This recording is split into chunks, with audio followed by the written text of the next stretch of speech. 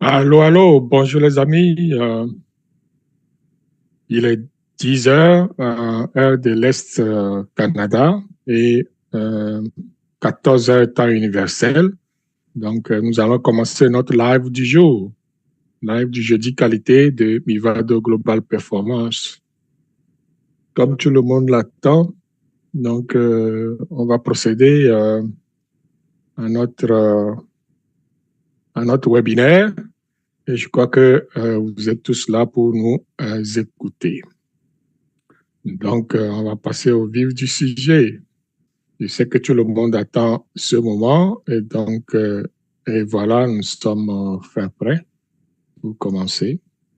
Donc, aujourd'hui, nous allons parler donc de la maintenance et de la qualification des équipements, ce que nous savons tous au niveau donc des bonnes pratiques de fabrication. Vous savez que c'est un des principes des bonnes pratiques de fabrication. La maintenance et la qualification des équipements. Nous devons avoir des équipements bien identifiés, bien installés et qui fonctionnent. OK? Et les équipements doivent être facilement nettoyables. Donc, ce sont des éléments essentiels que nous disposons déjà au niveau des bonnes pratiques de fabrication. Les lignes directrices sont là pour nous les rappeler et nous devons suivre scrupuleusement ce que les bonnes pratiques nous disent. Je sais que dans un premier temps, je fais un rappel donc de tout ce qui concerne le matériel de formation. En ce qui concerne, n'est-ce pas, le droit d'auteur. Donc, vous devez savoir que ce webinaire est présenté par Mivado Global Performance et Cosimolé moi-même et que nous détenons le droit d'auteur sur le contenu et le matériel de formation et les vidéos qui vont s'en suivre. Donc, nul ne peut partager, vendre le matériel sans le consentement de Mivado Global Performance. OK? Et si vous avez des questions, des commentaires, etc., nous vous encourageons à les mettre dans les commentaires, soit sur les différentes plateformes, ou alors nous les envoyer directement à Mivado, à commercial-mivado.com. Donc, vous êtes informés donc des procédures à suivre, pour liker et pour commenter en live ou alors après la formation le matériel que nous vous présentons aujourd'hui. Donc, cela étant dit, cette présentation va aborder la maintenance et la qualification des équipements dans les environnements pharmaceutiques contraignants en conformité avec les bonnes pratiques de fabrication et les réglementations internationales telles que l'OMS, l'ICH, ainsi que les normes nationales. D'emblée, mon nom, c'est Cosimolé. Je suis l'instigateur de ce webinaire auprès de Mivado Global Performance. Je suis certifié Lean Six Sigma Black Belt. Je suis Project Management professionnel et aussi je suis chimiste de formation avec des études de biochimie, biologie et d'ingénierie chimique. Donc, et je suis votre humble serviteur, toujours présent pour vous distiller quelques informations au niveau des bonnes pratiques de fabrication et aussi au niveau de la production pharmaceutique qui nous tient à cœur. Donc, qu'est-ce que nous allons voir aujourd'hui concrètement au niveau de ce module? Nous allons parler effectivement donc des cadres réglementaires des BPF pour la maintenance et la qualification. Okay, les défis liés aux infrastructures contraignantes, les stratégies de maintenance et qualification, l'intégration donc du développement durable, le rôle de l'innovation et des jeunes, effectivement, ainsi que les bonnes pratiques en production pharmaceutique, environnementale et qui sont contraignants. Okay? Donc, nous allons parcourir tous ces éléments-là pour vous donner une information sur comment travailler, comment être efficace avec peu de moyens, avec peu d'équipements dont nous disposons et aussi respecter l'environnement, puisque aujourd'hui, les conditions climatiques sont telles que on ne peut pas faire tout ce qu'on veut parce que il y a un réchauffement climatique et nous voyons que il y a un dérèglement assez flagrant. Les glaces se fondent, les rivières se gonflent, il y a beaucoup d'inondations, il y a des phénomènes donc météorologiques qui nous perturbent. Donc, grâce à tout ça, à cause en partie donc des activités humaines sur cette terre. Donc, au niveau des pharmaceutiques, nous sommes aussi en train de penser à comment préserver la nature à travers donc nos actions, les activités que nous menons au niveau de la production pharmaceutique, parce que tout a un impact sur l'environnement, veut pas. Parce que nous produisons, nous émettons des gaz à effet de serre, nous émettons du CO2, nous jetons nos matières biodégradables dans la nature. Il y en a qui ne sont pas dégradables, mais on les jette quand même. Ces matières-là, il faut les détruire. Ça va se détruire via les incinérateurs, etc. Donc, il va émettre des gaz toxiques ou à effet de serre. Il y a les matériels qui sont des métaux ou des alliages qu'il faut peut-être fondre. Donc, ça prend toujours de l'énergie. Et qui dit énergie dit quelque part une dénaturation et aussi la production donc du carbone. Donc, tout ça combiné vont entraîner ou vont avoir un impact sur l'environnement. D'où le thème que nous avons proposé aujourd'hui, BPF, maintenance et qualification des équipements dans un environnement contraignant. Pour nous, c'est important de parler de l'environnement contraignant parce qu'il n'y a pas que l'environnement du côté réchauffement climatique.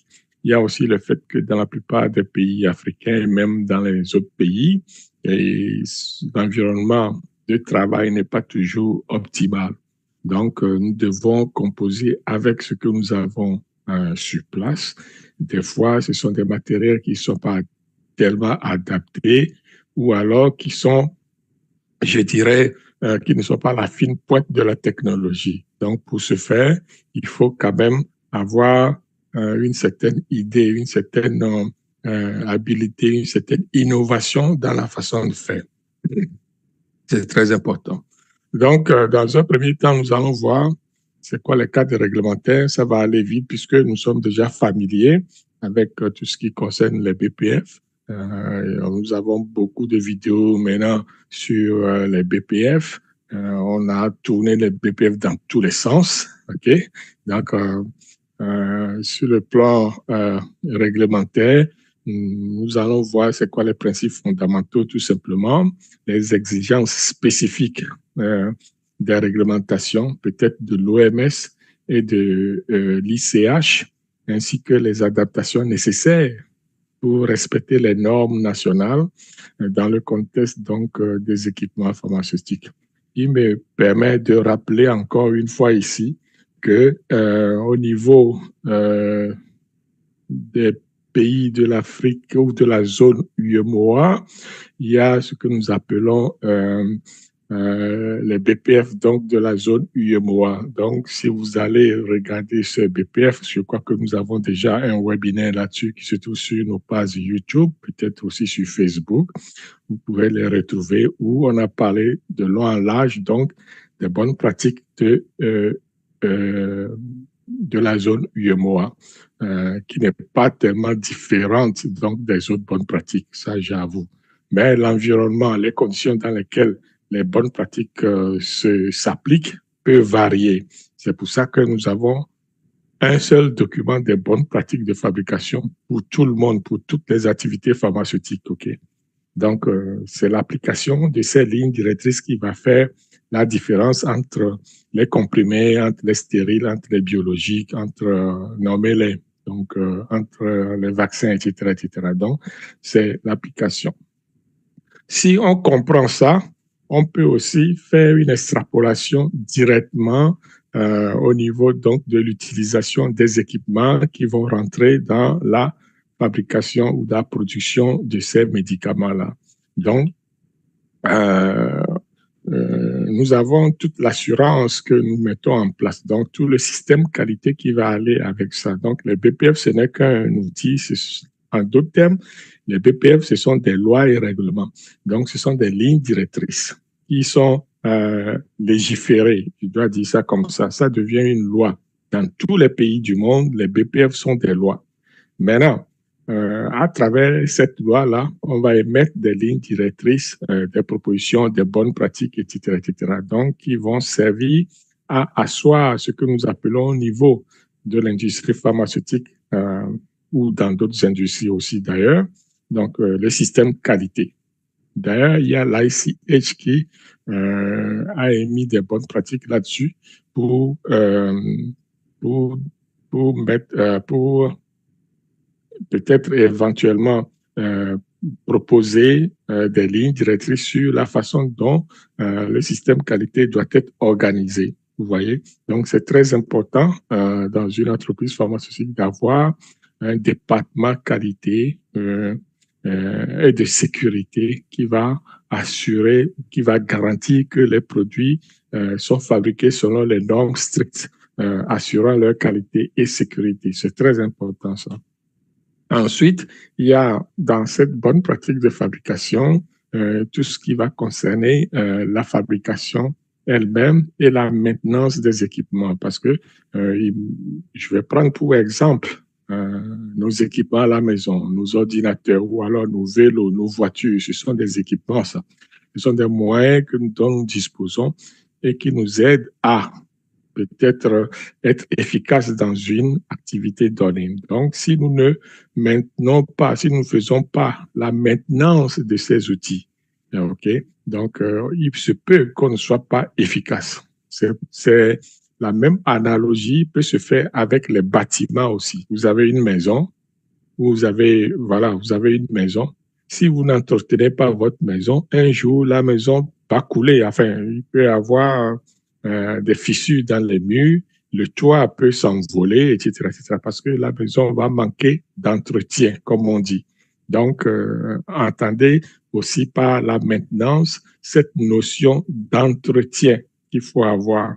Donc, c'est très important d'entretenir les équipements, les bâtiments, tout ce qui nous entoure. Nous-mêmes, en tant qu'humains, on doit s'entretenir. Notre entretien, comment ça se passe? On se lève le matin, on se débarbouille, on se brosse les dents, on peut prendre une douche, on s'habille bien, on nettoie nos ongles, on nettoie nos pieds, on nettoie tout ce qu'on veut. Et voilà, on mange pour se donner de l'énergie et pour être en bonne santé. On va faire des activités sportives aussi pour se maintenir en bonne santé. Tous ces éléments-là sont des activités de maintenance ou d'entretien pour le corps humain. La même chose doit se faire pour les équipements aussi. Je fais une analyse de comparaison, juste pour bien faire comprendre la notion. Ce n'est pas parce qu'on a un équipement qui sert à fabriquer des produits pharmaceutiques que l'équipement ne doit pas être maintenu. D'ailleurs, c'est pour ça que ça fait partie des bonnes pratiques de fabrication et c'est une exigence, ok, des bonnes pratiques de fabrication. Ça fait partie de l'un des principes fondamentaux des bonnes pratiques de fabrication. Ok, la maintenance, c'est-à-dire l'installation des équipements, la maintenance des équipements, le nettoyage des équipements. Tout ça va converger vers l'évitement, n'est-ce pas? Donc, de la contamination croisée, entre autres. Donc, c'est important d'avoir ça. L'autre élément, évidemment, c'est la conformité et la traçabilité. Donc, les BPF vont garantir la qualité et la sécurité des produits pharmaceutiques en encadrant la fabrication et la maintenance des équipements. Donc, elles définissent, les BPF, donc, des standards rigoureux pour assurer la conformité, la répétabilité et la traçabilité des opérations. Ici, quand je dis traçabilité, je crois que nous comprenons tous ce que c'est. Quelque chose qui est traçable, c'est-à-dire d'un bout à l'autre. Si vous avez suivi notre dernier ou avant-dernier webinaire sur le cycle de vie des produits pharmaceutiques, vous allez voir que tout finalement peut se définir par rapport à leur cycle de vie. Et la traçabilité va suivre le cycle de vie. Un équipement a un cycle de vie. L'humain a un cycle de vie. Tout ce qui nous entoure, les animaux, etc., tout le monde OK? Tout a un cycle de vie. On part de quelque part et on finit quelque part. En fait, c'est ça. Et on recommence. Donc, pour les humains, c'est pas compliqué. On est, on meurt, on est, en temps, on peut faire des enfants pour ceux qui sont capables, et puis après, on meurt. Et la suite, ce sont nos enfants qui vont poursuivre la vie, ainsi de suite. C'est ça un cycle de vie. Donc, c'est pareil pour un ordinateur. Tu l'achètes aujourd'hui, 5, 10 ans après, l'ordinateur, c'est fini, c'est foutu, tu jettes, tu rachètes un autre. Donc, tout a un cycle de vie. Les produits pharmaceutiques ont un cycle de vie, les équipements de production ont un cycle de vie, et nous devons assurer la traçabilité, okay, de nos équipements. Cela veut dire qu'on sait ce que c'est que ce que nous avons comme équipement. On connaît la date de son achat, peut-être la date de sa fabrication. On connaît le modèle, on connaît toutes, je vais dire, toutes les activités de maintenance qui doivent se faire parce que c'est documenté, puisque c'est une activité BPF. Donc, ça doit être documenté. OK? Donc, encore une fois, la documentation en BPF ou en production pharmaceutique, c'est essentiel. Si c'est pas écrit, on considère que c'est pas fait. Tu peux pas dire je crois que. En pharmaceutique, on ne croit pas. On n'est pas à l'église. OK? Vous pouvez croire à l'église, mais quand vous êtes dans le monde pharmaceutique, on ne veut pas croire. On veut s'assurer que c'est fait, on veut s'assurer que c'est ça. C'est pour ça qu'on parle de l'assurance qualité finalement. On veut assurer que la qualité soit là. On veut assurer que le produit est bien fabriqué. On veut assurer que vous avez bien fait votre travail. On veut assurer que le mélange a été bien fait, etc. Donc, pour déterminer, pour prouver que ça a été fait, il faut que ça soit documenté, il faut que ça soit noté sur papier. Okay? Donc, il faut que ça soit documenté, il faut qu'il y ait une traçabilité de ce que vous avez fait. Donc, c'est ça qui va déterminer donc l'existence de la chose ou de votre activité, etc. Et d'ailleurs, lors des audits réglementaires, etc., c'est ce que l'inspecteur va regarder. Est-ce que, montrez-moi le papier de telle activité, montrez-moi votre déviation, montrez-moi vos procédures, etc., etc. Donc, c'est tout un ensemble, OK? Et ça fait partie donc de cette technique de production pharmaceutique dont nous parlons. Donc, c'est beaucoup d'activités regroupées dans cette terminologie qui est les techniques de fabrication pharmaceutique. Donc, mais tout est chapeauté par les bonnes pratiques de fabrication finalement, puisque on retrouve tout, ok? Peut-être pas en détail, peut-être pas comme on veut, mais on retrouve tout dans les bonnes pratiques de fabrication telles que énoncées par les agences de réglementation. Donc, c'est important d'avoir ce document-là à son chevet si nous sommes dans la fabrication des produits pharmaceutiques. Et c'est notre évangile au niveau de la production pharmaceutique. Donc, les bonnes pratiques de fabrication, on doit posséder, on doit le maintenir, on doit le lire à chaque fois. Même moi, après avoir passé plus de 20 ans dans l'industrie pharmaceutique aujourd'hui, mais je consulte toujours les bonnes pratiques de fabrication parce que on ne peut pas tout connaître, on peut pas, on apprend tous les jours. Et aussi noter que les lignes directrices ou les bonnes pratiques de fabrication sont mises à jour régulièrement. Donc, chaque année, il y a de nouvelles choses qui apparaissent parce qu'il y a la technologie qui évolue, il y a le monde qui change, il y en a qui ont de nouvelles idées, etc., etc. Donc, tout ça, c'est colligé au niveau donc des agences de réglementation et qui font régulièrement des mises à jour donc des bonnes pratiques de fabrication. Donc, tu peux pas dire, OK, moi, j'ai lu une fois les bonnes pratiques de fabrication, donc je connais tout. Ça n'existe pas, ça. Alors là, on se trompe. Donc, c'est une suite, c'est une continuité. Ça doit être une amélioration continue, OK? À chaque fois, il faut aller se documenter, avoir les bonnes pratiques de fabrication, quelles sont les nouvelles innovations, quelles sont les nouvelles tendances, etc., etc. Parce que les produits changent, le monde change, etc., tout évolue. Donc, il faut se questionner, se remettre en cause pour pouvoir aller challenger d'autres façons de faire, d'autres éléments qui existent au niveau donc des bonnes pratiques de fabrication. Au niveau des exigences réglementaires parce que c'est ça que nous allons discuter maintenant. Les exigences réglementaires donc au niveau de l'OMS et puis de l'ICH, en fait, ça ne sera pas différent de ce que nous connaissons déjà peut-être au niveau de l'UEMOA, dans la zone UEMOA comme BPF, etc., etc. Parce que c'est, comme je l'ai dit, c'est du copier-coller avec quelques modifications de la phraseologie ou alors du contexte environnemental qui soit plus peut-être dur à certains endroits et pas dur mais moins facile à certains endroits et plus adapté à d'autres. Donc, euh, euh, en fait, toutes les réglementations, oui, toutes, que ce soit en Afrique, en Europe, en Asie ou alors en Amérique du Nord et en Amérique du Sud, ben, les réglementations vont exiger une maintenance rigoureuse et une qualification donc des équipements, quoi qu'on en fasse. Parce qu'on veut que les équipements soient fiables, sécuritaires pour pouvoir faire la production pharmaceutique, tout simplement. Donc, partout, c'est la même exigence qui va apparaître. Quand je dis même exigence, ce sont les tests ou les lois qui disent ça. Mais ce que les gens font après, on connaît tous ça, hein, parce que la réglementation va dire, OK, sur une autoroute, interdit de rouler à plus de 100 km, mais il y en a qui vont quand même rouler à plus de 100 km. OK, il y en a qui vont prendre le risque. Mais si vous vous faites prendre, vous allez payer une amende. OK?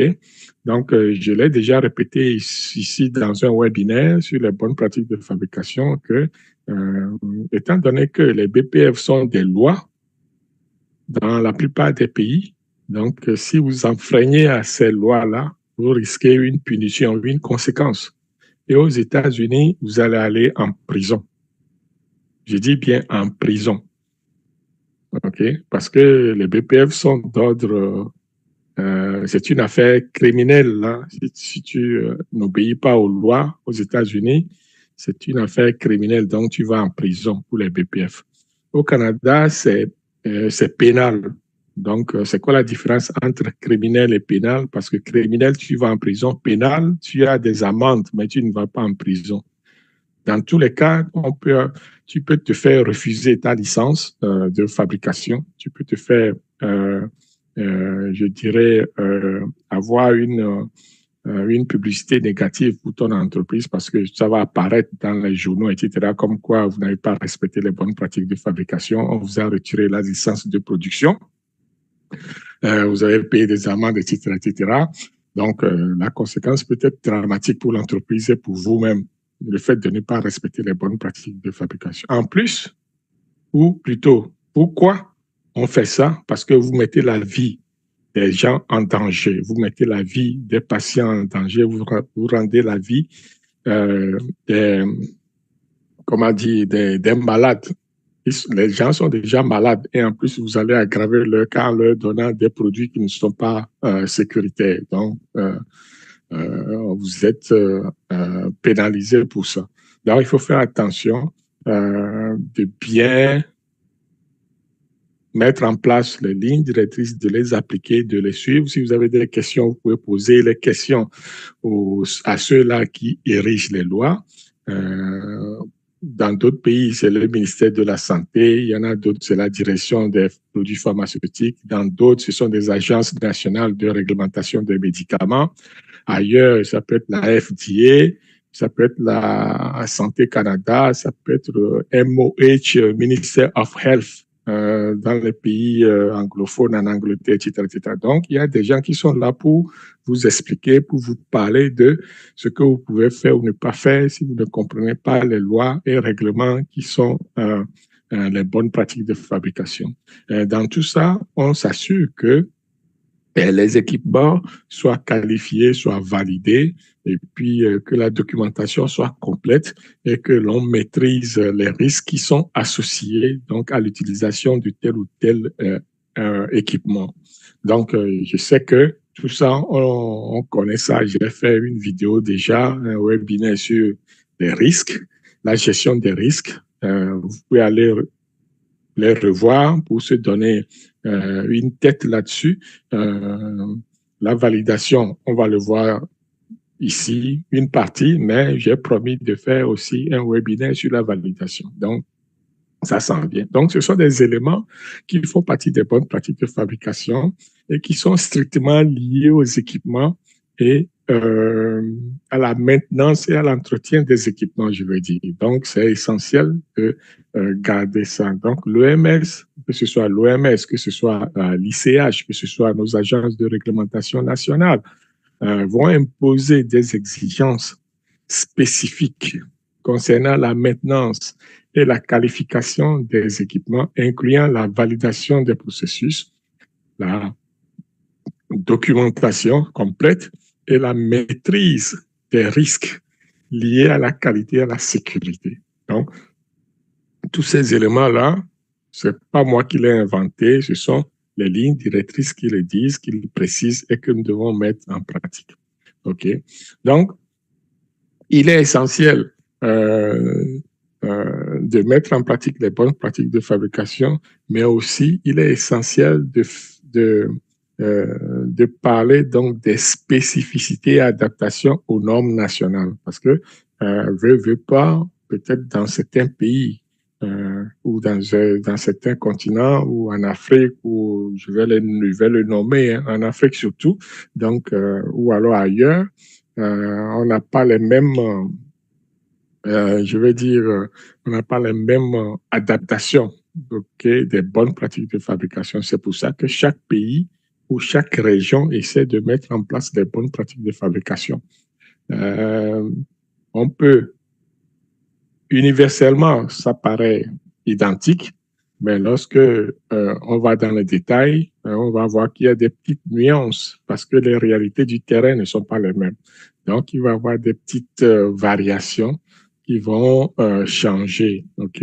Mais grosso modo, c'est du pareil.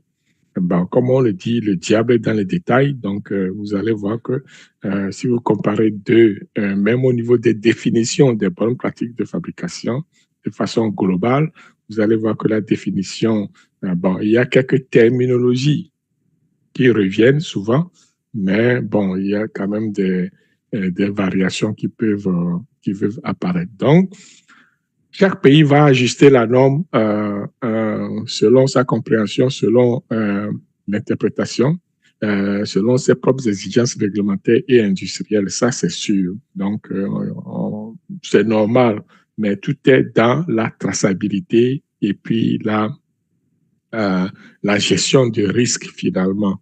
OK? Donc, le risque, moi, je vais déterminer si je roule à vélo ne sera pas le même que le risque qu'on va déterminer quand on roule en voiture. Parce que il y a des risques qui vont être pareils, d'autres qui seront différents, tout simplement. Donc, c'est pour ça que chaque pays va, selon son environnement, selon la gestion du risque, selon ce qu'on pense, va ajuster les BPF, va interpréter les BPF ou alors va mettre quelques modifications et va s'adapter aux lignes directrices conformément donc à la réalité du terrain. Donc, les ajustements vont garantir la conformité justement avec les normes nationales tout en préservant l'harmonisation globale. Vous voyez? Donc, c'est pour ça que, oui, c'est quelque chose de global, mais ça peut être ajusté par rapport à la réalité du terrain, tout en demeurant conforme à l'esprit global donc de la réglementation des bonnes pratiques de fabrication. C'est essentiel de parler de ça pour ne pas appliquer les yeux fermés toute réglementation qui vient de l'extérieur ou alors qui vient des instances de réglementation comme l'OMS ou alors la ICH, la Conférence internationale pour l'harmonisation, justement. Donc, voilà une petite parenthèse pour expliquer comment les choses se font au niveau donc de la production de pharmaceutiques et aussi au niveau des bonnes pratiques de fabrication.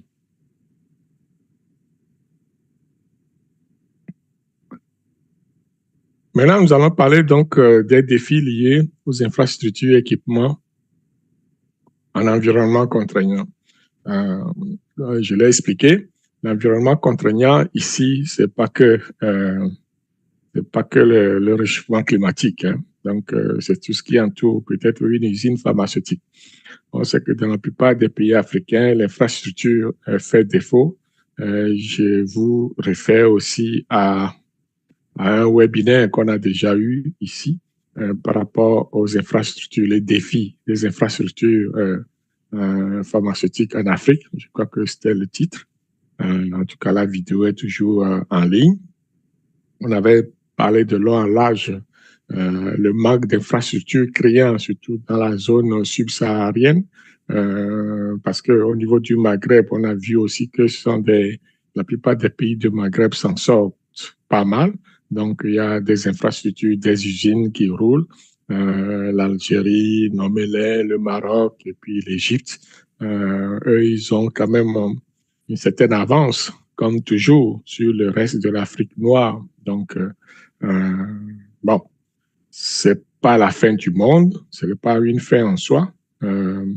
On peut renverser la vapeur. Mais tout simplement, je voulais dire que dans cette partie liée au défi, nous allons quand même essayer de voir quelles sont les contraintes techniques, les contraintes climatiques évidemment, et logistiques, okay, qui impactent la maintenance des équipements ainsi que les méthodes pour gérer les ressources limitées tout en minimisant les risques de non-qualité. Il faut comprendre que la maintenance et l'entretien des équipements fait partie des bonnes pratiques de fabrication et que tout ça contribue à la qualité. Donc, non seulement du produit pharmaceutique, mais aussi l'environnement général dans lequel se fabrique ce médicament-là. Donc, c'est essentiel d'en parler. D'ailleurs, c'est pour ça que nous faisons ce webinaire. Pourquoi? Parce que lorsqu'on n'a pas beaucoup de moyens, il faut être intelligent.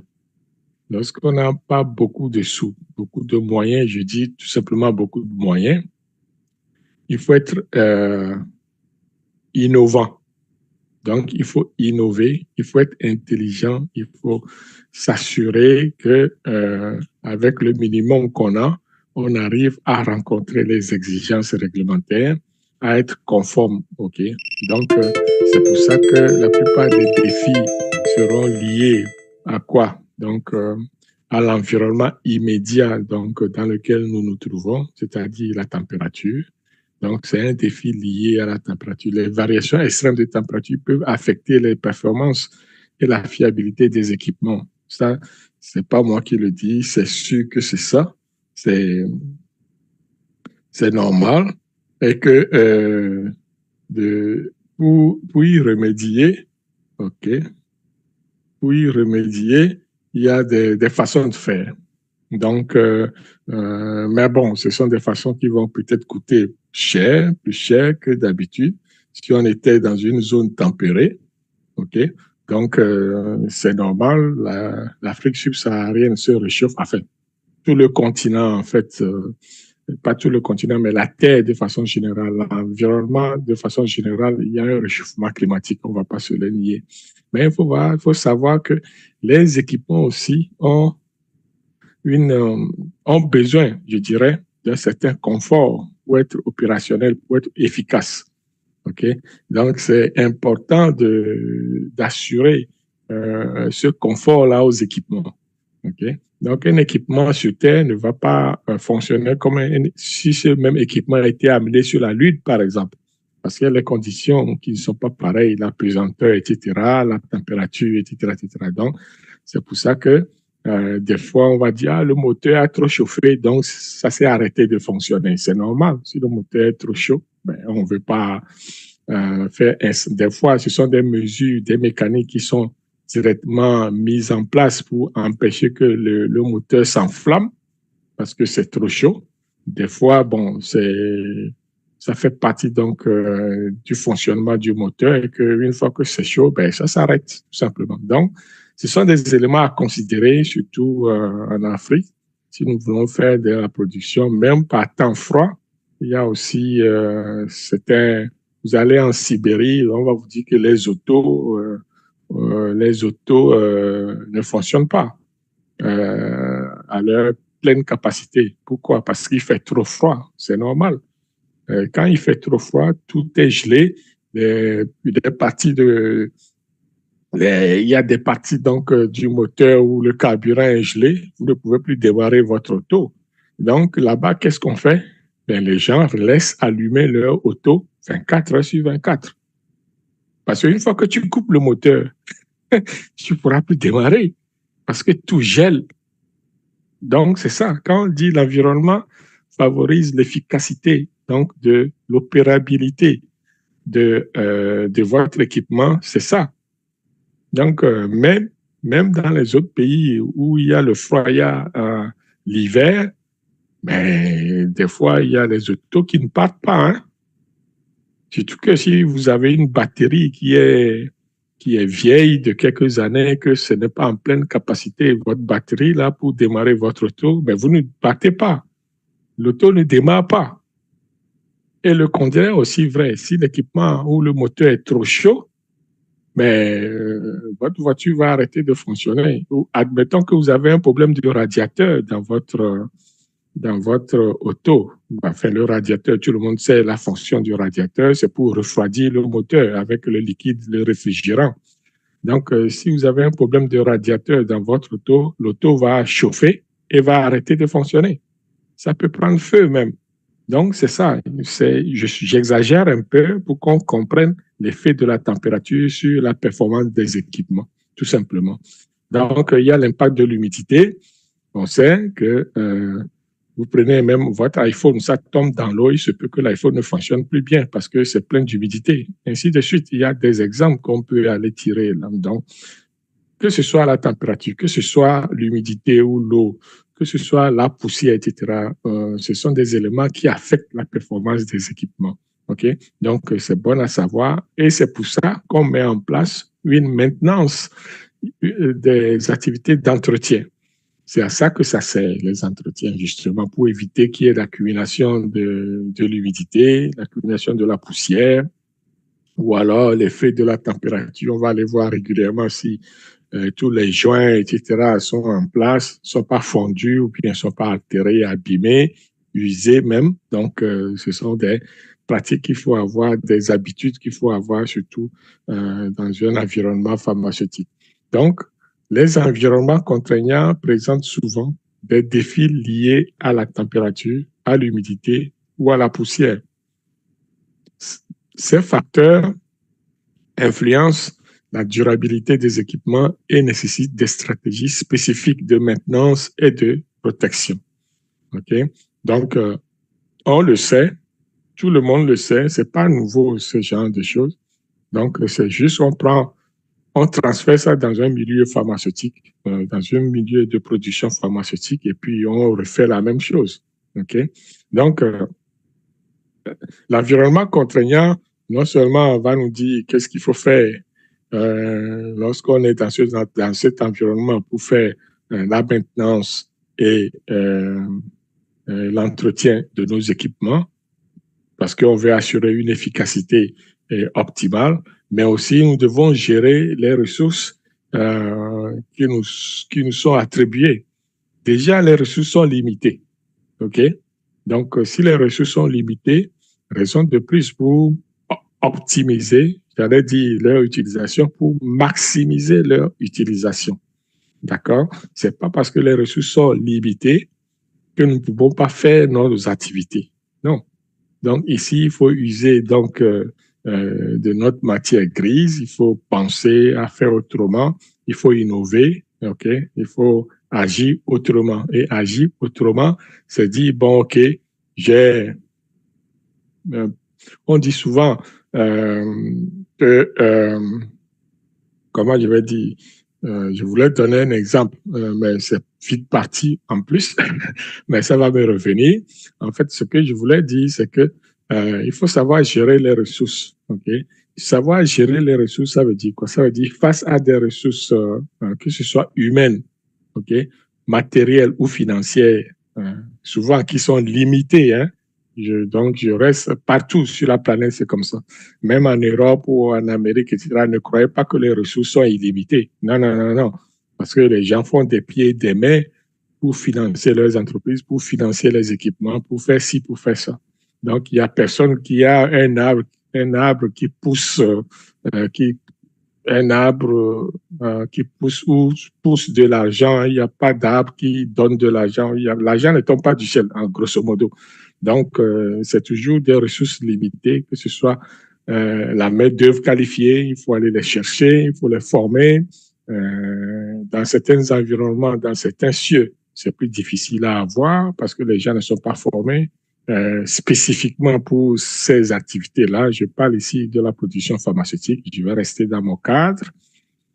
Oui, c'est pas parce qu'on a un bac, on a une licence ici en géographie, en histoire, maintenant, vous êtes bien formé, j'en dis ça qu'on ne vient pas.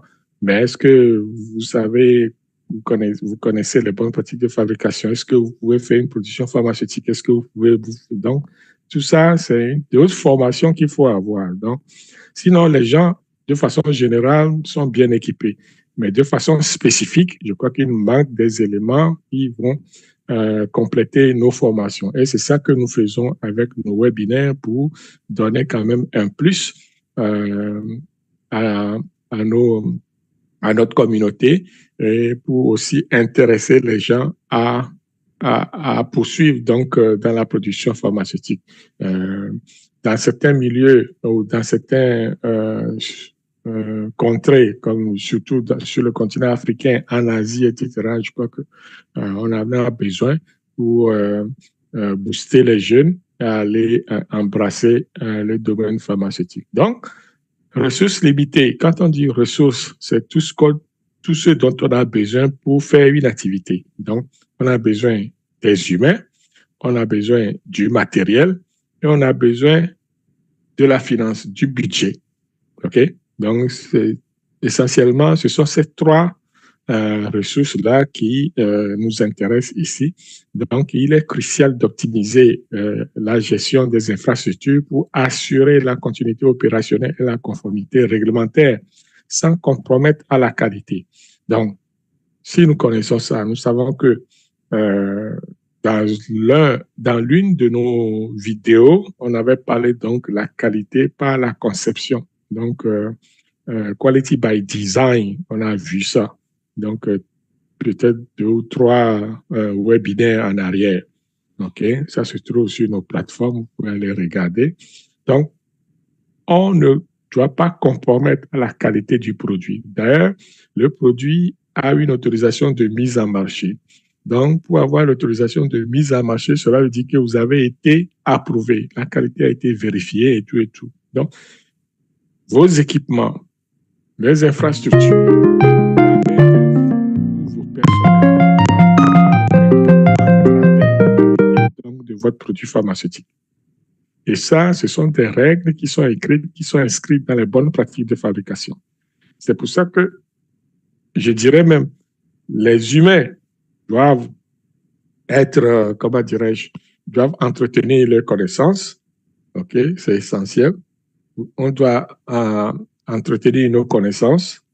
Il y a le matériel ou les équipements doivent être maintenus et entretenus de façon rigoureuse pour éviter que nous perdions nos équipements ou que les équipements tombent en panne. Nous devons avoir des ressources financières pour financer les équipements, financer les humains, financer la main-d'œuvre, etc., pour engager, etc., et faire la production selon les lignes directrices afin d'atteindre la qualité voulue. Vous voyez comment tout est lié. Donc, sans ça, on n'ira pas très loin. Donc, gérer efficacement ces ressources gérer efficacement ces ressources va faire partie donc de ce que nous appelons une bonne gestion donc de votre projet, une bonne gestion de votre activité de fabrication pharmaceutique. Donc, c'est important que nous y travaillions pour avoir la gestion. Sinon, on peut aller prendre un petit cours de gestion ici, de finance par là, pour compléter nos formations. Aussi, un bon chef d'entreprise, un bon leader, c'est pas quelqu'un qui connaît tout, hein. Peut-être en Afrique, on veut que les gens connaissent tout. Et les gens, s'ils ne connaissent pas, ils sont peut-être, comment dirais-je, ils se sentent pas respectés, etc. Mais non, c'est faux. On n'est pas obligé de tout connaître en tant que chef d'entreprise. Mais il faut savoir s'entourer de bonnes personnes, par exemple. OK? Donc, tu peux pas aller à tu peux pas faire toutes les formations universitaires possibles. Tu peux pas à la fois être médecin, juriste, financier, comptable, etc. Ça ne se peut pas. Donc, tu te spécialises dans un domaine bien précis et vous êtes fort là-dedans. Après, en entreprise, euh, c'est tous pour un. Et, en général, il n'y a pas un pour tous. C'est toujours tous pour un. C'est-à-dire, on doit travailler ensemble et on rassemble les experts. On va aller chercher les compétences partout où ça se trouve pour constituer une équipe. OK? Et l'équipe doit avoir différentes forces. Et c'est ça, parce que vous voyez une chaîne, chaque maillon a sa force. Et chaque maillon mis ensemble constitue une chaîne solide. Et la chaîne a toujours la force du plus faible des maillons. S'il y a un maillon faible dans cette chaîne, ça va être la force de votre chaîne. Donc, si tous les maillons sont forts, ben, la chaîne va être solide. Donc, c'est comme ça en entreprise pharmaceutique aussi. Donc, il faut aller chercher les experts dans tous les domaines, documentation, qualité, maintenance, entretien, nommer les chimie, biochimie, analyse, production, opérateur, sur le terrain, etc., etc. Donc, chacun va occuper une place bien déterminée, une fonction bien déterminée. Et ensemble, on va bâtir notre entreprise pour avoir notre produit pharmaceutique de qualité qui sera soumis à la règlement, enfin, qui sera soumis à l'autorisation de mise en marché afin d'avoir ce que nous appelons l'autorisation de mise en marché. Donc, l'autorisation de mise en marché va nous permettre de commercialiser notre produit finalement. Donc, c'est ça le chemin classique donc du développement pharmaceutique et la mise en marché des produits pharmaceutiques.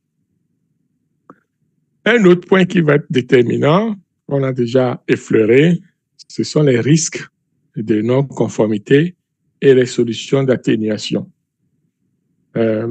J'avais dit que nous avons déjà eu une formation sur la gestion de risques. Évidemment, c'est le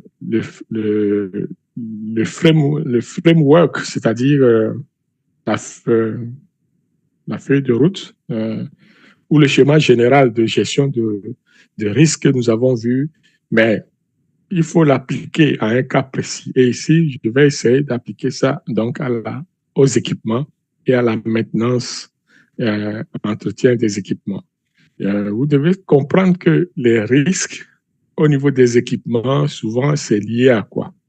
Quand on achète un équipement, quand vous achetez une auto, OK, ou un ordinateur, ou n'importe quoi, un matériel, nommez-le un équipement de façon générale, il y a des risques que ça ne fonctionne pas le premier jour. Est-ce que vous savez ça? Donc, je vous donne juste un exemple.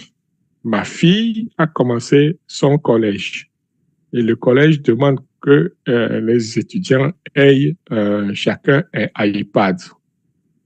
OK? Je suis allé au magasin, j'ai acheté l'iPad toute neuve que j'ai remis à ma fille. Ma fille va à l'école, c'est le jour de déballer les iPads et de les mettre en fonction. Mais l'iPad n'a jamais fonctionné. Vous voyez? L'iPad n'a jamais démarré. Donc, on était obligé de retourner l'iPad pour échanger l'iPad. Donc, c'est pour ça que ce risque existe pour tous les équipements, que ce soit les équipements de production pharmaceutique, que ce soit nos équipements électroménagers, donc ce que nous utilisons à la maison, tout ce que vous voulez. C'est pour ça qu'en pharmaceutique, il y a des activités préalables qui sont en place pour éviter ce genre de risques. Donc, les risques de défaillance, les risques, les bris, une manipulation une manipulation non souhaitée, l'usure, tout ça, ce sont des risques qui peuvent survenir à tout moment. Okay? Donc, on se doit de faire une analyse de risque en bonne et due forme pour toute notre usine en général. Okay? Mais bon, ici, on va rester dans le cadre donc, des équipements. Ça va être moins compliqué, moins, moins contraignant. Donc, les défaillances des équipements peuvent entraîner des risques importants pour la qualité et la sécurité des produits. Okay? Je dirais même les risques est inhérent aux équipements, qu'on le veuille ou non. L'essentiel, c'est de les décrire, de faire cette analyse de risque, d'évaluer les risques et de prévoir les mesures d'atténuation, les mesures de correction, je veux dire. Donc, à chaque risque. Comment ça se passe? On a un registre de risques. Enfin, c'est juste une feuille Excel où on liste les risques. Par exemple, le risque le moteur qui est surchauffe de moteur. OK, ça c'est un risque. Risque que la courroie se brise, etc. On va nommer tout ça là. Normalement, les fournisseurs des équipements nous donnent ce genre d'informations dès le départ. Donc, on les connaît. Et puis, nous, on dit, bon, que s'il y a surchauffe, voici ce que nous allons faire pour refroidir. S'il y a bris de courroie, bon, il faut que ça nous prend des courroies en réserve. Donc, on va changer la courroie rapidement, ainsi de suite, ainsi de suite. Donc, on met des mesures correctives en place. C'est ça qu'on appelle des solutions d'atténuation des risques. Et il y a des risques que vous ne pouvez pas corriger, remplacer, etc. Donc, vous êtes obligé peut-être de jeter votre équipement et de racheter un nouvel équipement. Vous voyez? Donc, c'est comme ça que, de façon rapide, je peux expliquer les risques et puis l'atténuation des risques. Peut-être qu'on aura un webinaire pratico-pratique là-dessus parce que ce que j'ai donné, c'était quand même par rapport à ICHQ 9, gestion de risque. On voit les grands principes donc, de cette gestion de risque. Mais ça prend un exemple par pas pour vous démontrer comment ça se fait une évaluation de risque, parce qu'il y a aussi plusieurs méthodes, plusieurs techniques d'évaluation de risque. Donc, on peut revenir là-dessus. Les entretiens inadéquats. Il y en a qui vont dire, oui, mais je viens de faire un entretien, pourquoi mon équipement est brisé? Effectivement, peut-être que l'équipement, il y a des endroits qu'on n'a pas vus, il y a des éléments débris qu'on n'a pas vus. Cela veut dire que les gens n'ont pas fait d'entretien, l'entretien peut être inadéquat. Est-ce que la personne qui fait l'entretien de la machine ou de l'équipement connaît l'équipement? Est-ce que cette personne-là a eu la formation nécessaire pour faire ce genre d'entretien? Donc, il y a beaucoup de questions qu'on peut se poser. Des mesures préventives. La mise en place des mesures préventives permet de réduire les écarts et d'assurer la sécurité du produit. C'est vrai, mais encore qu'il faut connaître ces mesures-là. Qu'est-ce qu'il faut mettre en place pour prévenir les bris, pour prévenir les non-conformités, etc. Ça, c'est quelque chose qu'on pense, que nous devons penser en équipe et en usine. Donc, on s'assoit, on réfléchit. Qu'est-ce qui peut causer des bris? C'est quoi l'impact sur la fabrication pharmaceutique? Comment est-ce qu'on peut y remédier? Donc, tous ces éléments, toutes ces questions, il faut se les poser, en fait, et essayer de trouver des solutions. Donc, les risques et de non-conformité des solutions d'atténuation, c'est juste qu'il faut y penser et dresser tous ces risques-là, essayer de trouver des solutions appropriées, bien sûr, tout en gardant en tête l'efficacité du produit, la sécurité des patients et la qualité aussi du produit en même temps. Donc, tout se fait en même temps.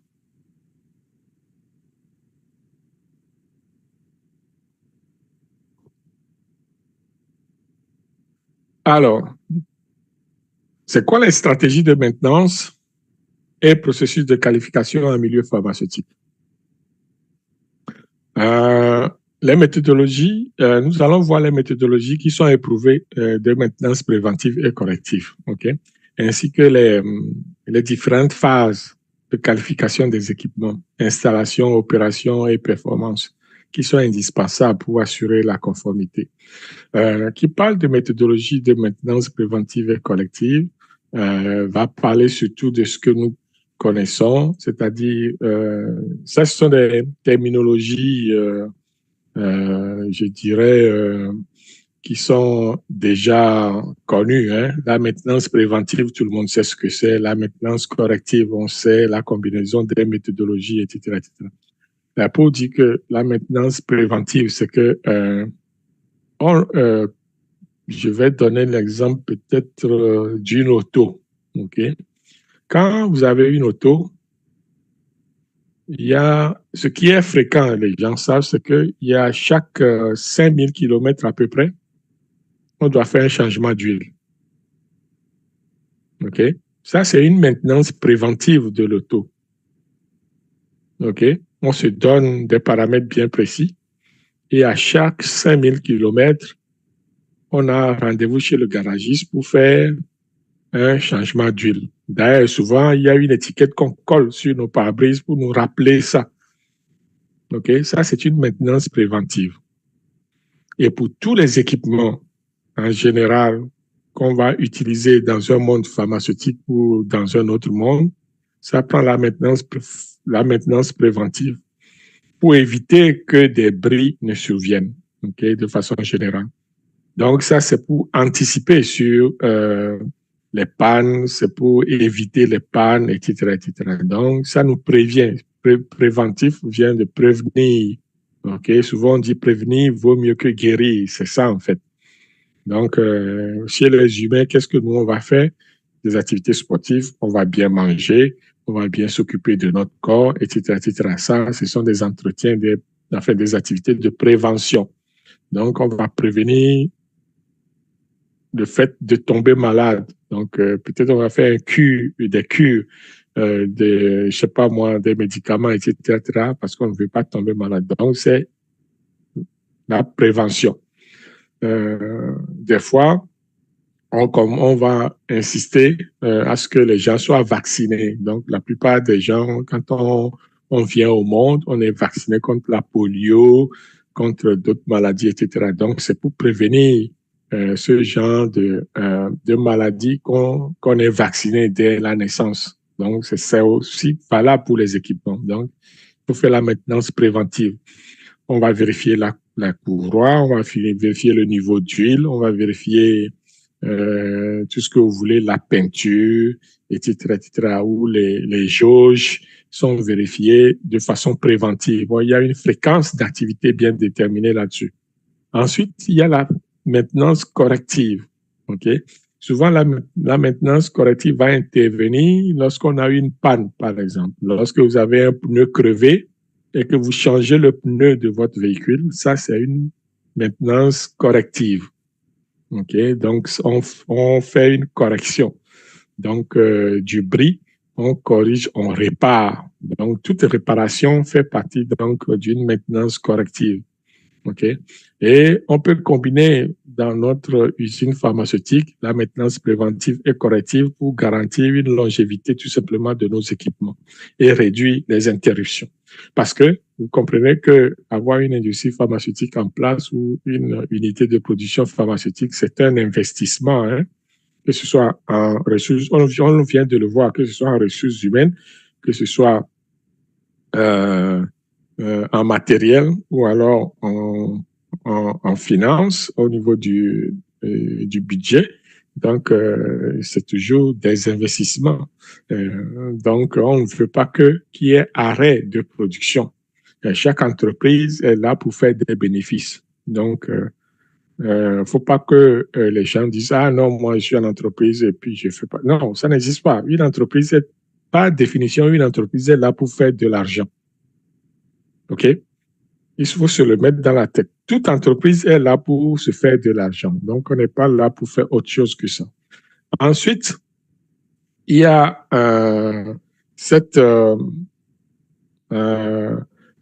activité qui va faire que, OK, chaque élément sera vérifié, documenté et puisque nous parlons des BPF, que ce soit la maintenance préventive, la maintenance corrective ou ce que vous voulez mettre en place, ça doit être documenté parce qu'on vient de le voir, documenter, parce que ça fait partie de ce que nous connaissons comme bonne pratique. Okay? Pour démontrer une efficacité donc, de notre programme de maintenance. Souvent, vous allez entendre parler donc d'un programme de maintenance en place. Donc, et ce programme va avoir la maintenance préventive, la maintenance corrective, etc., etc. Donc, ce sont des éléments essentiels que nous devons mettre en place. Ensuite, on doit qualifier nos équipements. On doit valider tout ce qui est validable et s'assurer qu'il y a une certaine répétabilité ou une certaine reproductibilité donc, dans nos actions, dans nos activités. Donc, cela va faire appel à ce que nous appelons la qualification donc, des équipements. Donc, on va qualifier les équipements. OK? Et la qualification passe par 3 étapes essentielles. Donc, il y a la qualification de l'installation, il va y avoir la qualification d'opération et il va y avoir la qualification de performance. Alors, vous allez me dire, mais qu'est-ce que c'est la qualification d'installation, d'opération, de performance?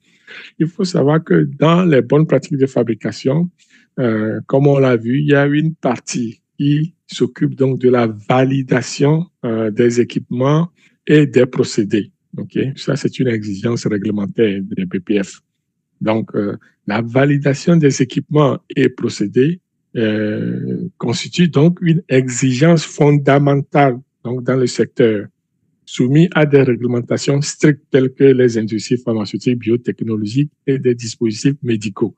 Donc, elle repose sur l'application rigoureuse donc, des protocoles IQ, OQ, PQ. IQ, OQ, PQ, c'est rien d'autre que la qualification d'installation, la qualification d'opération, la qualification de performance, qui structure le processus de qualification en 3 étapes.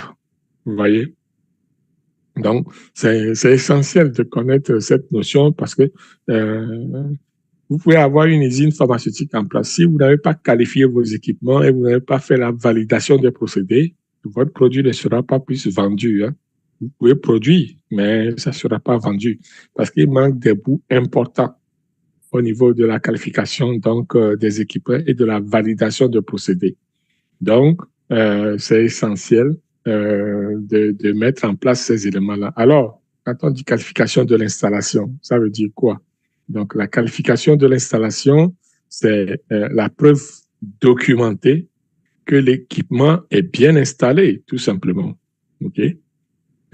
En 3-4 mots, on vient de définir la qualification de l'installation. Preuve documentée que l'équipement est bien installé. Alors, si vous appliquez ça aux autres qualifications, par exemple d'opération et de performance, c'est la preuve documentée que l'équipement opère correctement, c'est la preuve documentée que l'équipement est performant, tout simplement.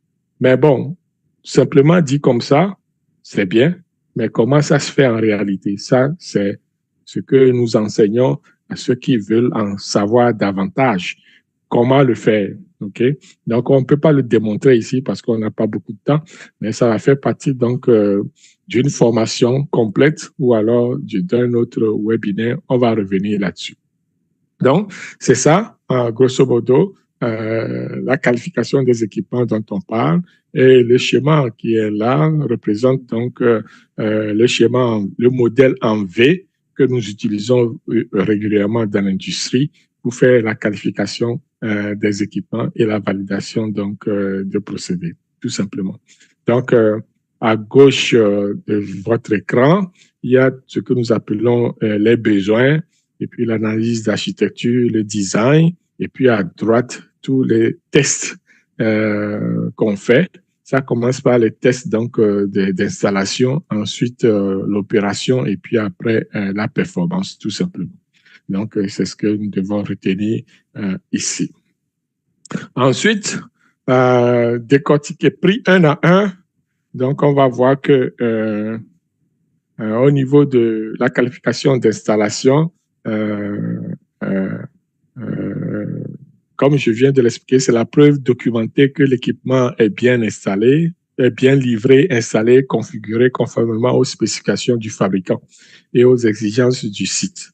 Donc, on va voir l'installation de l'équipement, la documentation technique et les pièces de rechange, etc., la vérification de l'environnement d'installation. Il y a aussi ce que nous appelons l'étalonnage ou la calibration donc, des instruments de mesure qui sont joints à cet équipement-là. Donc, l'étalonnage en fait partie, la calibration, les jauges, les pièces de rechange, tout ça là, vont être détaillés dans ce que nous appelons la qualification de l'installation.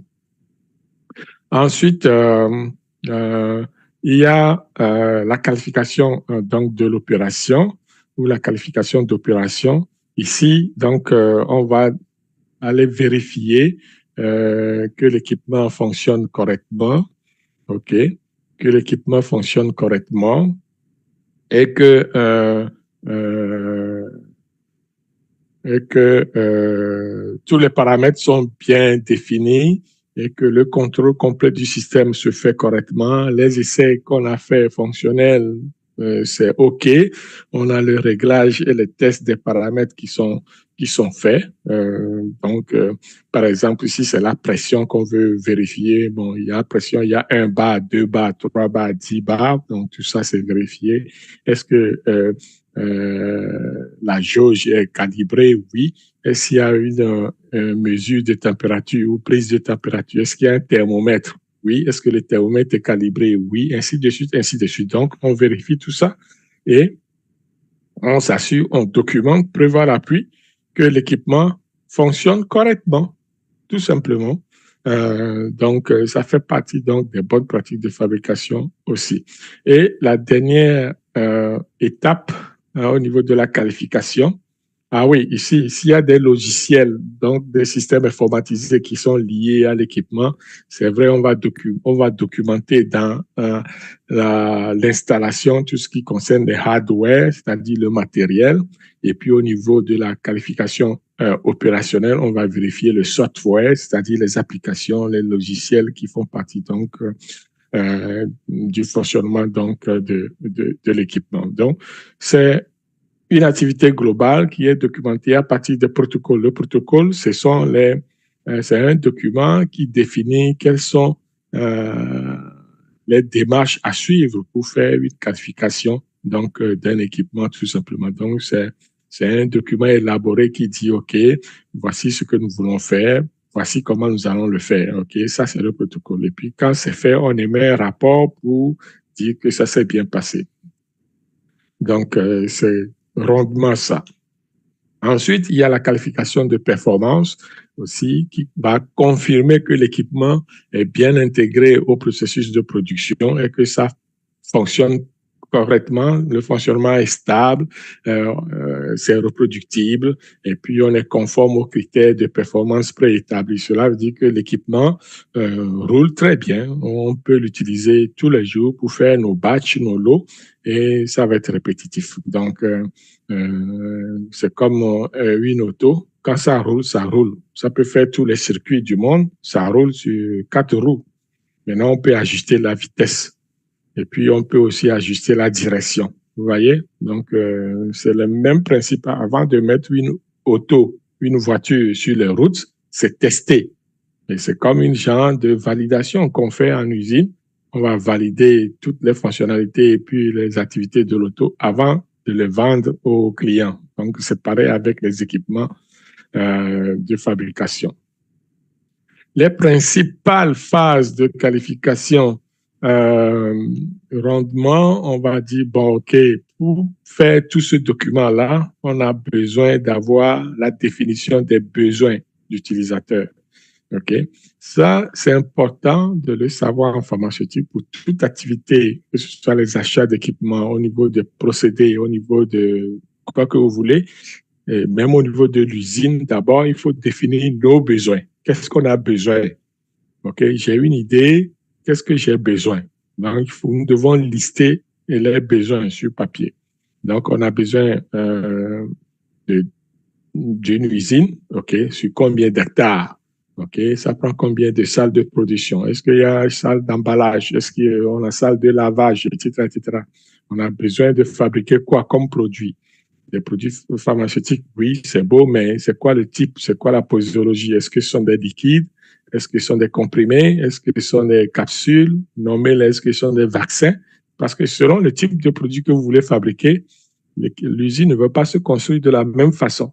Donc, il faut le savoir d'avance. Donc, c'est pour ça qu'on a besoin euh, de ce document-là qui est le URS en anglais ou alors User Requirement Specification. Donc, ça, c'est la définition des exigences fonctionnelles du système. Donc, on veut acquérir un équipement, on doit savoir ces besoins-là. On doit savoir on veut un équipement sur 120 volts ou 220 volts. Donc, vous devez définir ça parce que on peut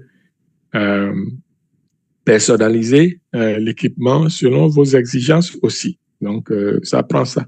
Ensuite, on a un plan de validation. Normalement, chaque entreprise doit avoir ce plan maître de validation où on définit la stratégie globale, n'est-ce pas? Donc, de la façon dont la validation va être conduite. Donc, c'est important de l'avoir et cela définit la politique de l'entreprise en matière de validation et de qualification, donc des équipements, des procédés, des systèmes informatisés et puis des bâtiments. L'autre élément qui est important, dont on a parlé aussi rapidement, c'est l'analyse de risque. Vous pouvez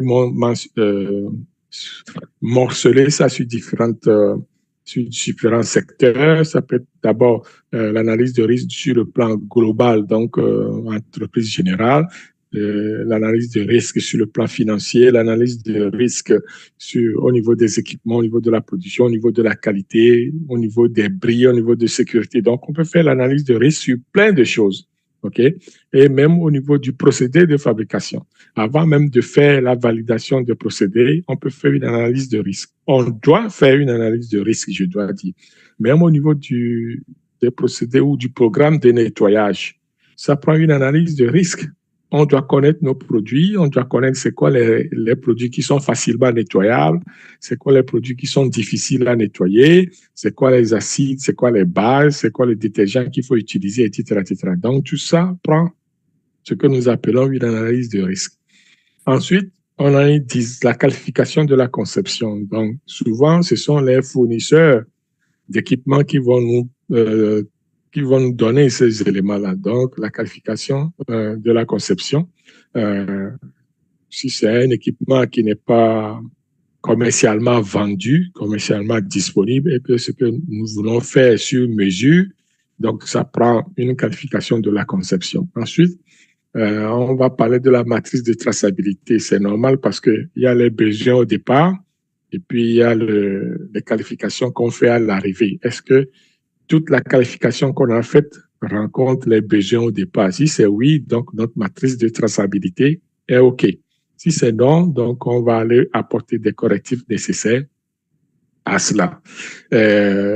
Puis, il y a des fois des spécifications fonctionnelles. C'est normal parce que n'oublions pas que la qualification, c'est en 3 étapes. Il y a l'installation, l'opération et puis la performance. Donc, les spécifications fonctionnelles et de conception seront vérifiées à travers la DQ, c'est-à-dire la qualification de conception, et puis l'installation et l'opération. Ça, c'est la façon dont ça se fait. On va faire l'assemblage du système.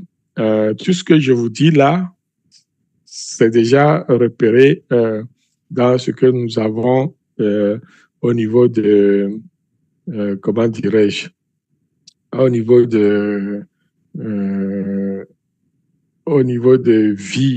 vie modèle que je vous ai dit ici. Donc, c'est la description de ce vie modèle que je fais actuellement par rapport donc aux étapes de la validation. Donc, on est parti du requirement, c'est-à-dire de user requirement, puis on descend tranquillement la branche gauche du V, puis on va aller vers la branche droite du V tantôt. Donc, c'est pour ne pas vous perdre dans ce que nous définissons comme principale phase de qualification ici. Donc, ensuite, il y a l'assemblage du système. On va faire le Factory Acceptance Test. Ça, c'est un test de réception en usine. On vérifie que tout est bien monté, équipé, etc. Donc, les éléments sont en place et que ça fonctionne correctement. Donc, ça se fait de façon rondement avec un document qui est préalablement développé et approuvé. Ensuite, il y a ce que nous appelons le Site Acceptance Test, c'est-à-dire le test de réception sur site. C'est sûr que vous voyez que le premier, c'est en usine, le deuxième, c'est sur le site de fabrication. Donc, c'est toujours des vérifications qu'on fait, des moyens qu'on se donne pour s'assurer que l'équipement qu'on va installer va fonctionner en tout point de vue. Là. On ne veut pas avoir des équipements qui ne fonctionnent pas. Puis après, on fait le IQ, on fait le OQ et on fait le PQ. Donc, ce sont les éléments qui vont clôturer la livraison de l'équipement. Après le PQ, on donne l'équipement à l'opération et c'est l'opération qui va dire, OK, moi j'ai un équipement bien conçu, bien installé, qui opère bien et qui performe bien. Donc, je vais poursuivre ma production pharmaceutique avec cet équipement-là. La suite, c'est le procédé de validation, mais bon, non, la validation de procédé plutôt. Mais bon, on n'est pas là aujourd'hui. Donc, ça sera quelque chose qu'on va voir plus tard. Dans tout ça, au niveau de la maintenance et de l'entretien de nos équipements, il y a ce qu'on appelle la documentation, la traçabilité. Je vais passer très vite ici puisqu'on a déjà, c'est déjà couvert. Il faut documenter nos affaires pour laisser des traces et pour permettre donc aux inspecteurs, donc des agences de réglementation, de faire des vérifications, et mais pour nous-mêmes aussi de faire notre audit interne, parce que ça prend de la documentation. Donc, encore une fois, si c'est pas documenté, pour nous en pharmaceutique, c'est comme si c'est pas fait. Donc, pour prouver que c'est fait, vous devez documenter, OK?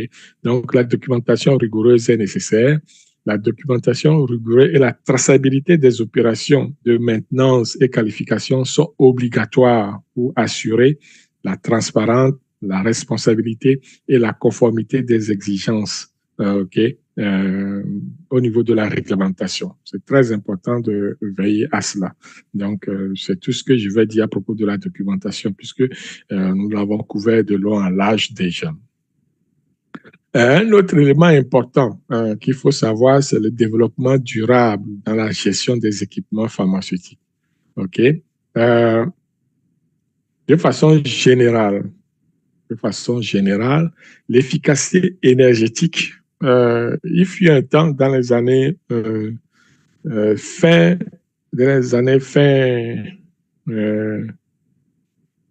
surtout, je vais dire dans les années début 2000, il y a eu cette tendance au niveau donc des pays, que ce soit en Amérique du Nord ou en Europe, il y a eu cette tendance qui ont poussé les entreprises à assurer une certaine efficacité énergétique des équipements et la réduction des déchets, contribuant à limiter l'impact environnemental des installations pharmaceutiques.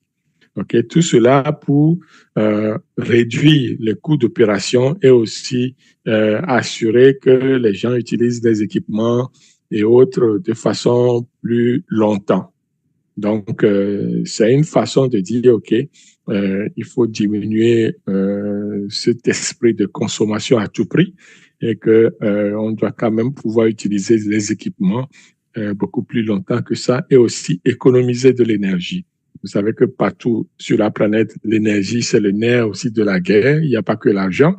Parce que sans l'énergie, on ne peut rien faire, on ne peut pas développer, on ne peut pas s'industrialiser, on ne peut rien faire tout simplement. Donc, ça prend du pétrole, ça prend, nommez-le tout ce que vous voulez, tout ce qui donne de l'énergie, le soleil, etc., l'eau. OK? Donc, pour faire l'hydroélectricité, pour faire l'énergie solaire, tout ça là. Donc, on a besoin de l'énergie pour faire tourner la machine. Sans cela, rien ne marche. Donc, c'est important de aussi avoir cette efficacité énergétique-là et aussi réduire les déchets afin de préserver l'environnement. Donc, ce sont des choses qui vont ensemble lorsqu'on est en industrie pharmaceutique de penser à cela. Comment ça se fait? Comment cette intégration va se faire par rapport à l'écologie? Mais c'est en utilisant des matériaux recyclables, par exemple. Okay? Donc, réduire notre empreinte carbone aussi sur l'environnement, c'est essentiel, que ce soit en pharmaceutique ou dans d'autres domaines. Donc, ça prend une rationalisation au niveau de l'utilisation de l'eau et de l'énergie. C'est important. Et aussi, il faut former nos équipements, enfin, former nos personnels pour, pour qu'ils observent donc ces règles minimales, donc au niveau de réduction de la consommation de l'énergie ou de l'économie d'énergie, de l'économie d'eau, et aussi quelle empreinte nos installations et même l'humain ont sur l'écologie. Donc, c'est important de se former, de savoir, de connaître ces éléments-là pour adapter nos comportements vis-à-vis donc de la mère nature. C'est important de se familiariser avec ça. Donc, l'intégration des pratiques durables dans la maintenance inclut l'utilisation de matériaux recyclables, la réduction de consommation d'eau et d'énergie, ainsi que la formation du personnel aux bonnes pratiques environnementales. C'est essentiel. Au niveau des normes et recommandations internationales pour le développement durable, on sait que des organisations comme ISO vont mettre en place des lignes directrices. Non, ce ne sont pas des lignes directrices ici. Ce sont des normes environnementales qui vont guider le monde, que ce soit au niveau individuel ou au niveau des entreprises, de veiller à ce que l'environnement soit préservé. Du moins, il y a un cadre pour la gestion environnementale efficace, donc qui sera observé par les entreprises.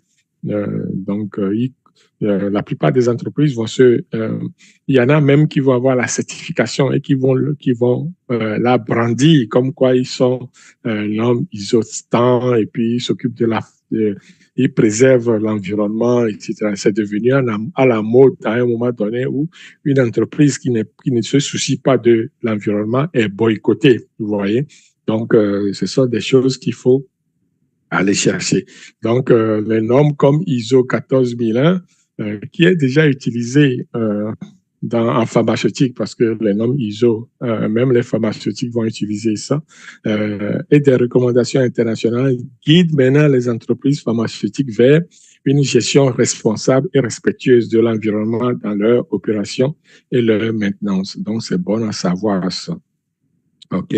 Donc, cela nous amène à parler donc de l'innovation et implication des jeunes dans la transformation du secteur pharmaceutique. OK.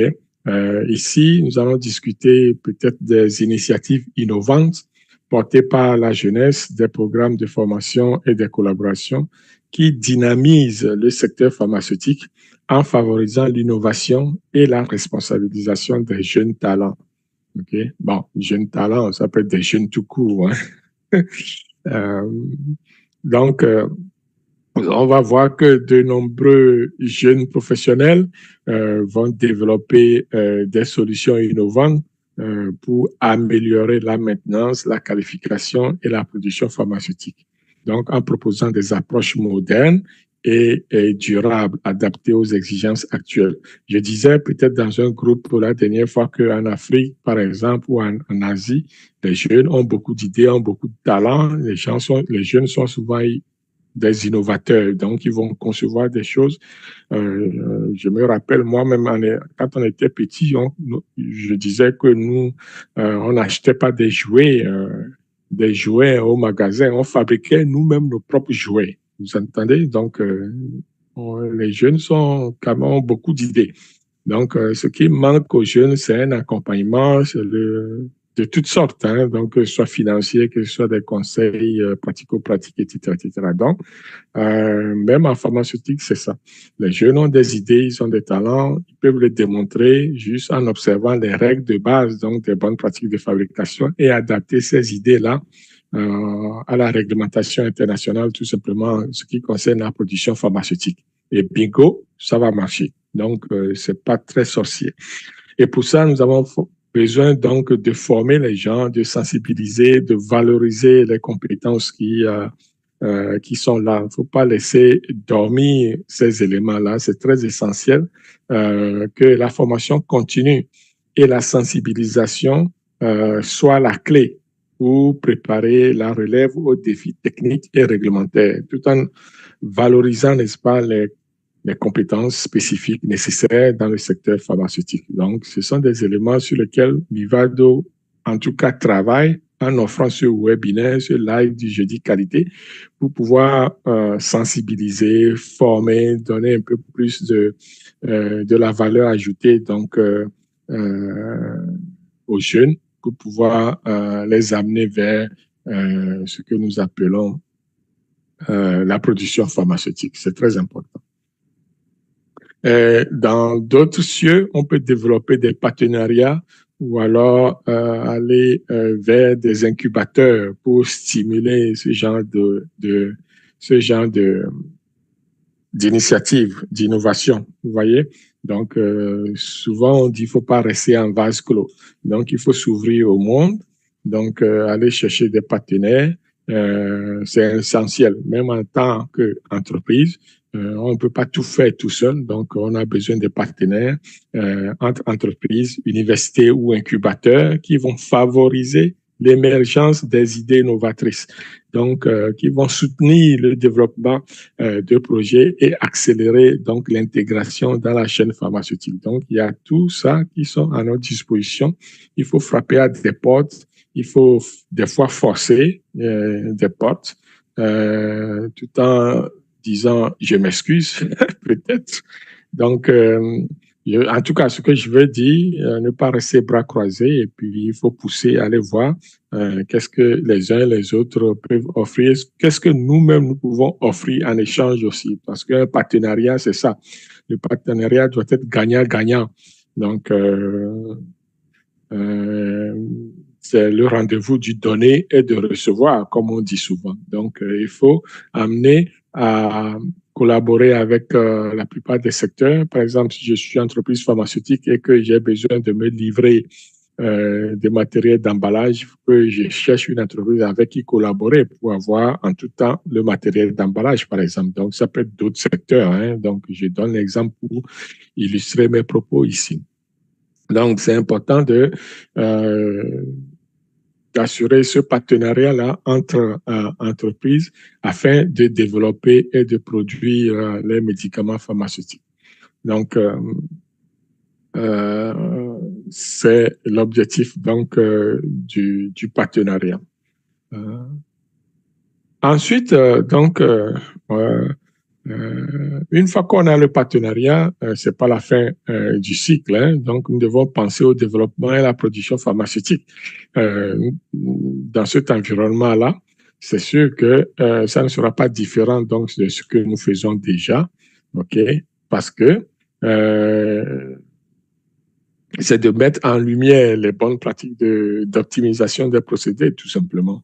Donc, il faut assurer une certaine gestion continue de la qualité et voir quelles sont les perspectives d'évolution pour répondre aux défis complexes de cet environnement-là qui est contraignant. Et en toute chose, il faut adapter les procédés de production. OK? Donc, l'adaptation va être quelque chose d'essentiel et nous devons aussi respecter donc la réglementation pour pouvoir assurer donc l'efficacité, la sécurité et la conformité. Donc, en minimisant justement les interruptions et les risques liés aux équipements. Vous voyez que tout se recoupe finalement lorsqu'on veut faire une bonne, je vais dire une bonne production pharmaceutique ou un bon développement pharmaceutique. Donc, on doit pouvoir s'adapter. Donc, il faut avoir l'esprit ouvert, il faut être flexible, il faut jouer à gauche, à droite, en haut, en bas, et puis essayer de connaître les risques liés à tout ça pour pouvoir les minimiser, pour pouvoir les réduire au maximum. Donc, c'est important de jouer ce jeu-là. Et lorsqu'on fait tout ça, c'est sûr que on va mettre en place une certaine gestion de la qualité pour assurer une certaine conformité en continu, parce que la production pharmaceutique, c'est pas juste une journée de conformité. Donc, c'est tous les jours, vous devez être en contrôle. Donc, durant tout le cycle de vie du produit. Donc, c'est pour ça que j'ai énoncé la notion du cycle de vie la dernière fois, parce que il faut comprendre ça pour pouvoir anticiper sur l'avenir de notre usine, l'avenir de notre système qualité. Lorsqu'on pense à un système qualité, on ne le pense pas juste pour une journée, non. C'est pour la durée de vie, c'est pour le cycle de vie donc de l'entreprise et le cycle de vie du produit. Donc, il faut aller plus loin que ce qu'on fait quotidiennement. Donc, c'est important d'avoir une approche proactive dans un premier temps. Et cette approche proactive de la gestion de la qualité va inclure le contrôle continu et l'amélioration donc des processus qui est essentiel pour maintenir la conformité et je dirais la sécurité, donc sur le plan réglementaire et sur le plan, j'allais dire, tout au long du cycle de vie donc de la production. Et ce sont les éléments essentiels que je voulais partager avec vous aujourd'hui.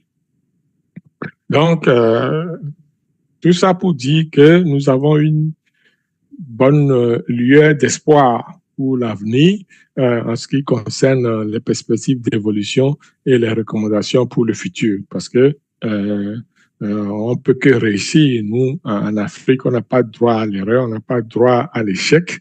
Comme disent les Anglais, ce n'est pas une option. L'échec n'est pas une option pour nous. OK? Il faut à tout prix qu'on réussisse. Donc, pour faire face aux défis futurs, donc, il est recommandé, ou je vous recommande d'ailleurs d'investir dans l'innovation, la formation et le développement durable, tout en renforçant la collaboration internationale et l'adaptation aux nouvelles technologies et réglementations. Parce que tout est inventé déjà, hein, la plupart des choses existent déjà. Donc, on n'a plus besoin de réinventer la roue d'une voiture. La roue est déjà là. Si on veut fabriquer une voiture en Afrique, il n'y a rien qu'on puisse inventer aujourd'hui, que ce soit une voiture électrique ou une voiture mécanique. Tout est inventé déjà. Donc, nous, on va chercher les pièces de gauche à droite, on les assemble et puis on fait une voiture. C'est pareil avec les produits pharmaceutiques. D'ailleurs, l'Afrique regorge aussi beaucoup de matières premières qu'on peut développer, qu'on peut mettre en valeur. Donc, tout est là déjà. Donc, il suffit de se donner une bonne dose de courage, de s'armer, de former une équipe peut-être, de rassembler quelques joueurs, d'aller chercher des sous, des financements, du support, peu importe comment on l'appelle, et de démarrer quelque chose. OK? Donc, c'est sûr que dans tel ou tel pays, il y a l'environnement économique qui va favoriser la chose. Mais bon, ça ne dépend pas de nous.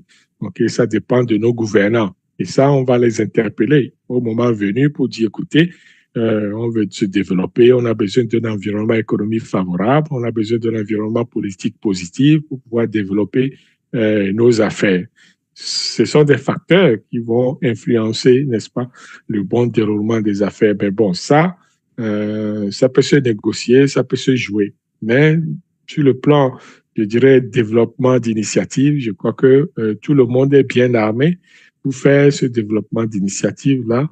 Donc, en partant sur l'innovation, ensuite la formation et le développement, il faut connaître ce qu'on fait, il faut être quand même à l'affût, soit seul ou à plusieurs, et puis chercher des collaborations, des partenariats, etc., et puis pour pouvoir avancer. Donc, c'est facile à dire, je crois que, mais pas très facile à faire, j'en conviens,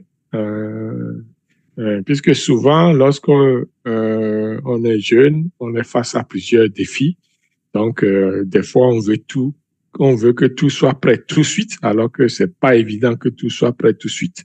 à moins que ce soit une pluie qui tombe du ciel. Ok, donc sinon tout doit être préparé à l'avance pour pouvoir jouir des fruits et des bénéfices après. Donc ça, c'est ce qu'on appelle un projet. Ça a un début et puis ça a une fin. Donc et dans ça, il y a la gestion, il y a les hommes, il y a les processus, etc., qui vont jouer avec. Donc, c'est l'élément essentiel que je voulais partager aujourd'hui au niveau donc des BPF, de la maintenance et de l'entretien des équipements. Ce qui nous amène donc à la conclusion pour dire que la maintenance et la qualification des équipements en environnement contraignant sont au cœur de la qualité pharmaceutique. En respectant les cadres réglementaires, en adoptant des stratégies adaptées et intégrant le développement durable et l'innovation, le secteur peut garantir la sécurité des patients et la performance industrielle. Et ça, c'est ce que je crois la plupart des pays vont mettre en place avec ce que nous connaissons aujourd'hui comme réchauffement climatique dans certains endroits donc du globe, ou alors des inondations, les feux de forêt, etc., etc. Donc, on a plus que besoin de faire une certaine, de mettre en place certaines innovations au niveau de la façon dont nous utilisons des équipements, surtout dans le secteur pharmaceutique. Donc, voilà aujourd'hui ce que je voulais partager par rapport à ça. Donc, pour dire que la maintenance des équipements, c'est une règle, c'est une loi, c'est essentiel. Ça fait partie des bonnes pratiques de fabrication, même si lorsqu'on a vu les bonnes pratiques de fabrication, on n'a pas mis beaucoup d'accent là-dessus. Mais bon, là encore, il y a beaucoup d'éléments à en discuter par rapport à la maintenance, puisque aujourd'hui, il y a des logiciels qui peuvent faire ça. On peut même introduire l'intelligence artificielle au niveau, on peut bénéficier donc des fonctionnalités d'intelligence artificielle au niveau de la maintenance préventive et curative, etc. Donc, il y a encore matière à discussion. OK? Donc, ici, j'ai cerné les bases pour qu'on puisse avoir une idée rapide de ce qui nous attend au niveau de la maintenance et de l'entretien des équipements dans une usine pharmaceutique. Donc, merci beaucoup, merci pour votre attention. Ça m'a fait plaisir de discuter avec vous. Notez que nous avons sur mivado.com des formations en ligne que vous pouvez regarder à l'aise chez vous et passer les tests de connaissances pour avoir votre certification en bonne et due forme que vous pouvez faire valoir sur vos CV. Ce sont des formations qui sont adaptées donc et qui proviennent donc du monde pharmaceutique. Il y en a en français, il y en a en anglais. Ensuite, n'oubliez pas que le 12 novembre, nous avons cette formation sur les excipients. Donc, je crois que j'ai donné un avant-goût de ce que c'est que les excipients pharmaceutiques déjà.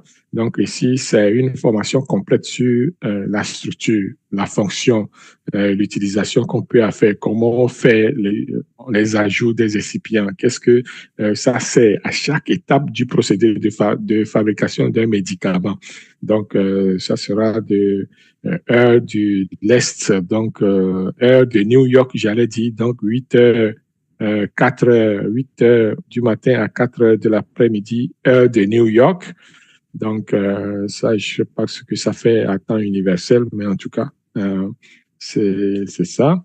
Et ensuite, je vous rappelle que à Lomé, cette fois-ci, c'est en temps universel. Donc, nous avons les 29, 30 et 31 octobre 2025.